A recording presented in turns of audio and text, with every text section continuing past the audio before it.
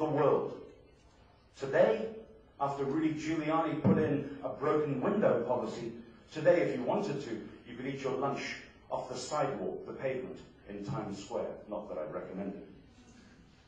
But he did it by fixing the broken windows. And that's where we need to start first and foremost. If you're looking for areas to take budget from, and sometimes when you've got to sit with your board of directors and you say, well, hang on, we're taking 20% of the TV marketing budget away, people panic a little bit.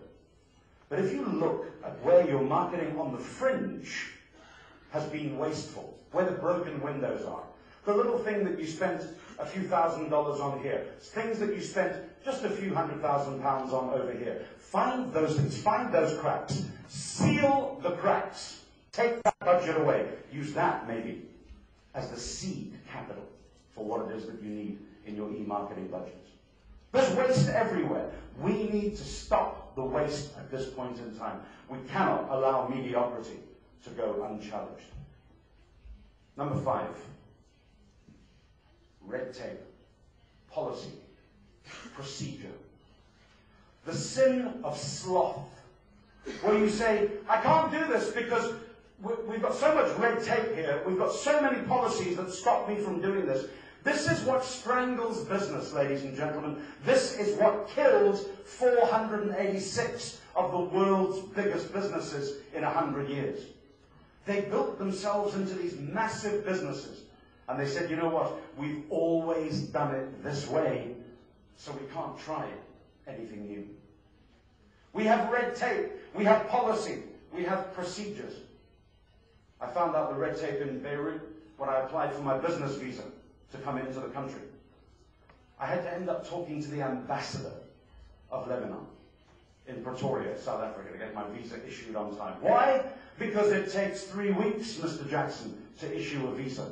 And you want to travel in 2 weeks' time? This is an instant world, ladies and gentlemen. We cannot allow policy, procedure, and red tape to hold us back. And yet we all use it as an excuse, as the barriers that close the double doors between us and the customer on the other side. There's no place for red tape in e-marketing. It is immediate. It is now. Your customer, as you heard yesterday, wants things instantly. Instantly. I said to my son, Alexander, who's 16, the other day, over breakfast, I said to him, Alex, what are your long-term plans? And he thought about it. And he said, I don't know what I want for dinner. We live in an instant world, ladies and gentlemen, where your long-term plans are in the next hour. What do you do here? We've got to find a way with our e-marketing. And again, our experts will talk about that today. We've got to cut through this red tape. We've got to say, I am moving forward in a brand new, brave, and bold direction. Lots of businesses won't, because lots of businesses can't, they think. They refuse to allow themselves to do so. You have to break rules. The 6th deadly sin, envy. Wanting what your competitors have, or perhaps your colleagues in the industry. And believing that if you only had what they had, oh, we'd be so much better. I wish I had their budget. I wish I had their people. Have you seen their advertising agency? Oh, I wish I could work with their PR company. Don't worry about this stuff. Remember what Jeff Bezos said yesterday? Worry about your customers because they are the people who have the cash. Your competitors will never send you any money. And there's no rule book here, ladies and gentlemen. That's why you don't have to worry about following anybody in particular. You write your own rule book in e-marketing and e-commerce. You can't go to Amazon.com and download 40 business books and try and do what everybody else has done. This is stuff that you're being asked to do for yourself. That's why you've come here, to learn and to meet these experts who will tell you about it, to work with them and let them show you what it is that you've got to do. If you're in the car rental business, don't copy the next car rental guy. If you're in the hotel business, don't copy the hotel guy down the road from you, down the beachfront. If you're in the food canning business, don't do what your competitors do. look at groundbreaking things, it takes courage, but belief to get in there and do it for yourself, first and foremost. You don't want to follow, ladies and gentlemen, you have to lead. You've got to build your own business. How exciting is this? You've got to build your own business so that your competitors look at you and say, wow, if only I had what they've got. That's the difference here. There's no one to copy. This is pioneering stuff. You're going to get the charts today to go on that sea voyage. You're going to roll up those charts. You're going to take your notes. You're going to get copies of some of the slides. You've got to go back to your office. And you have to be Christopher Columbus. You have to be Neil Armstrong. You have to be first, not second. Aiming for second is a very, very poor place to be. Who was the second man on the moon? Who was the second man to climb Mount Everest? Who was the second man to swim the 7 oceans? Nobody cares! Because this is a world where you need to win, and to do that you have to lead. Don't look at everybody else. When TripAdvisor redefined hotel reviews, look what everybody else is doing.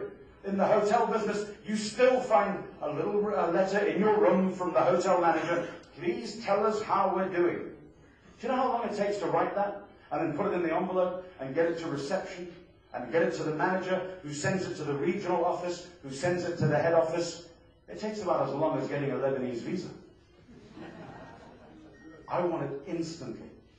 So when I looked at this hotel, when I was told that we were coming to speak at this conference, I looked at this hotel on the internet, not on the website, which said all the wonderful things about it, that the company had written itself. I looked at TripAdvisor. You need to find your own version of TripAdvisor for your business. Do you know that if you really want to lead here, let me give you a tip that I genuinely believe in. Your customers must write your website. Let me just say that again. This is scary stuff. Your customers must write your website. Not you.